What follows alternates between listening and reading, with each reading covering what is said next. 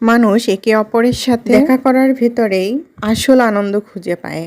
ঠিক সেরকমই বেশ বছরখানেক পরে যোগ হয়েছিলাম আমাদেরই মেডিকেলের সিনিয়র জুনিয়র ভাই বোনদের সাথে। পরেছিলাম হালকা কচি কলা পাতা কালারের কামিজের সাথে ডিপ কালারের ওড়না এবং সালোয়ার, আর সাথে কানের একটা স্টোনের দুল। মাত্রই স্নান করে আসছিলাম, যে কারণে চুলটা ছেড়েই রেখেছিলাম। প্রায় ঘন্টাখানেক বাদে বের হয়ে গেলাম। আর আমার বাসার সিঁড়িটা কি দারুণ, তাই না? মনে হয় যেন পুরো রাজরানীর বাড়ি। খুবই সানি ডে ছিল একটা। সাথে পথ থেকে তুলে নিয়েছিলাম যিনি প্রোগ্রামটি অ্যারেঞ্জ করেছিল তার মা। সেটা একটু ভিতরের দিকে হয় আমি চিনতে পারছিলাম না। তো অবশেষে সনকা দিদি বেরিয়ে আসলো বাসাটা দেখানোর জন্য। যেখানে ভাড়া কিনা 20 টাকা, সেখানে আমার থেকে রিক্সাওয়ালা 30 টাকা ভাড়া নিয়ে নিল। এসে ঢুকেই দেখলাম বড় ভাইরা সালাদ কাটছে। ওনাদের সালাদ কাটা দেখে আমি তো অবাক। ছেলে মানুষ এত সুন্দরও কাটাকাটি করতে পারে। আর রান্না তো আগেই হয়ে গেছে, আর সব খাবার দাবার সবার প্লেটে দিয়ে দিয়েছে। মোটামুটি আমরা 15 থেকে 20 জনের মতো হয়েছিলাম একত্রে। রান্নাও কিন্তু করেছিল আমাদের বড় ভাইয়ের।